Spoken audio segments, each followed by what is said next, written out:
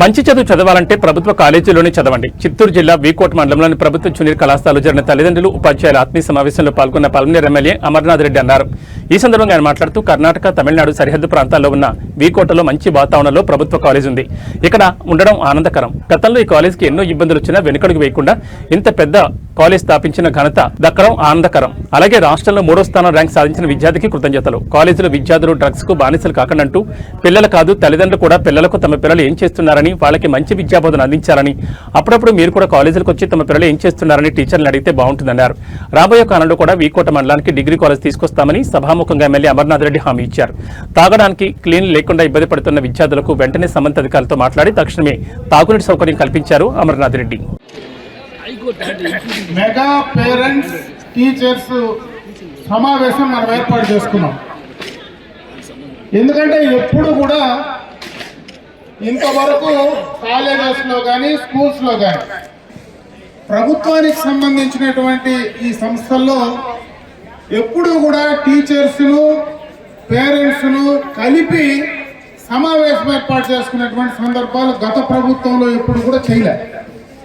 ఈరోజు నారా లోకేష్ గారు ఒక యువకుడు ఈరోజు విద్యాశాఖ మంత్రిగా ప్రమాణ స్వీకారం చేసిన తర్వాత విద్యాశాఖలో సమూలమైనటువంటి మార్పులు తీసుకురావాలా, విద్యాశాఖలో కావలసినటువంటి ఫ్యాకల్టీస్ అంటే టీచర్స్ను కానీ దానికి సంబంధించినటువంటి అన్ని అంశాల్లో కూడా ముందుకు తీసుకెళ్లాలనేటువంటి ఉద్దేశంతోనే ఈ యొక్క సమావేశాలు ఏర్పాటు చేస్తున్నారు. ఈ సమావేశాల యొక్క ముఖ్య ఉద్దేశం కూడా ఈరోజు పేరెంట్స్ టీచర్స్ ఒక చోట కూర్చుంటే మన పిల్లలు ఎవరైతే తల్లిదండ్రులు ఒక చోట కూర్చుంటే ఆ పిల్లలు ఏ రకంగా చదువుతున్నారు, కాలేజీలో స్కూళ్ళల్లో ఏ విధంగా పిల్లలు మెదుగుతున్నారు, వాళ్ళ చదువుకు సంబంధించి మీరు పక్క వస్తే బెటర్. మిమ్మల్ని మొగాలు కదా చూడాల్సింది, వాళ్ళు మొగాలు ఆ పిల్లలు ఏ రకంగా చదువుతున్నారని డైరెక్ట్గా ఈ సమావేశంలో మీకు అర్థమవుతుంది. ముఖ్యంగా ఈ జూనియర్ కళాశాలలో చదివేటువంటి పిల్లలకు ఇదొక టీనేజ్. ఈ వయసులో ఎక్కువగా కూడా రకరకాలైనటువంటి ప్రలోభాలకు లోనవుతారు. తెలుసో తెలియకో రకరకాలైనటువంటి ప్రలోభాలకు లోనవుతారు. వాటిని మనం ఇంట్లో ఉన్నప్పుడు కనపడదు, కానీ కాలేజీకి వస్తే వాళ్ళు ఏ రకంగా నడవడిక ఉండేది మనకు తెలుస్తుంది. దానికి సంబంధించి ఆ పిల్లలకు మనం చెప్పడానికి కానీ వాళ్ళు చదువుకునే విధానంలో ఏదైనా వెనకబడి ఉంటే ఏ రకంగా వాళ్ళని ప్రోత్సహించి ముందుకు తీసుకెళ్లాలా, సక్రమైనటువంటి మార్గంలో పెట్టడానికి, వాళ్ళ భవిష్యత్తును తీర్చిదిద్దడానికే ఈ యొక్క కార్యక్రమం. అందుకే ఈరోజు రాష్ట్ర వ్యాప్తంగా, ఇక్కడే కాదు ఆంధ్ర రాష్ట్రం మొత్తం రాష్ట్ర వ్యాప్తంగా అన్ని స్కూల్స్ల్లో కాలేజీల్లో ఈ యొక్క మెగా పేరెంట్స్ టీచర్ సమావేశం ఏర్పాటు చేయడం జరుగుతుంది. ఈరోజు ఇప్పుడే చాలా మంది మీ ప్రిన్సిపాల్ గారు కానీ చాలా మంది పెద్దలందరూ కూడా మాట్లాడారు. నేను ఒక 2 విషయాలు మాత్రం ఈ సందర్భంగా మీ ముందరకు తెచ్చేటువంటి ప్రయత్నం చేస్తా. ఇప్పుడు మన కాలేజీలో చదివేటువంటి అమ్మాయి స్టేట్ 3rd ర్యాంక్ వచ్చింది. అదేవిధంగా మొట్టమొదటిగా మాట్లాడినటువంటి అమ్మాయి మమత అమ్మాయి వాళ్ళ తల్లి ఈడికి వచ్చి ఈ సమావేశంలో మాట్లాడింది. ఇది చాలా ముఖ్యమైనటువంటి అంశం.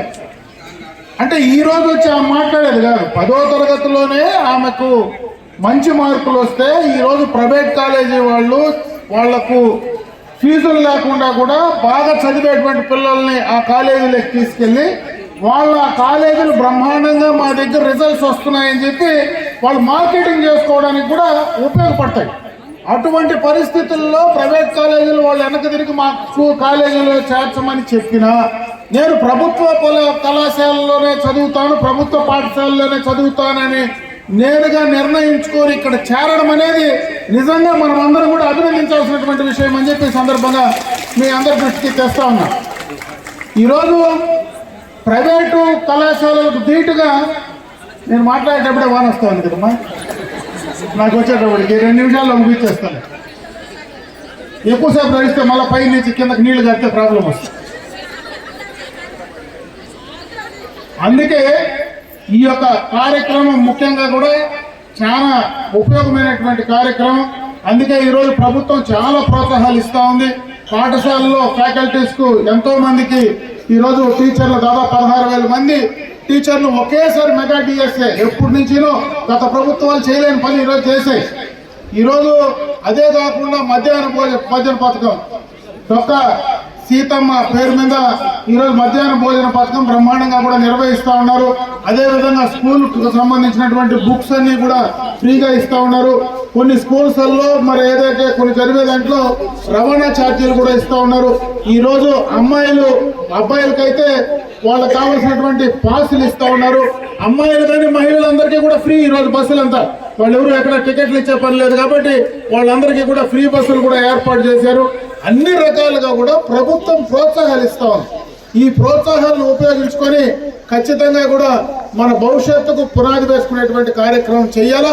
ముఖ్యంగా ఈ పాఠశాలకు చాలా వెనక చరిత్ర ఉంది. ఈరోజు రాము చెప్పినట్టు ఎప్పటి నుంచినో ఈరోజు రాము దానికి సంబంధించినటువంటి చాలా అంశాలపైన పోరాటం జరిగింది.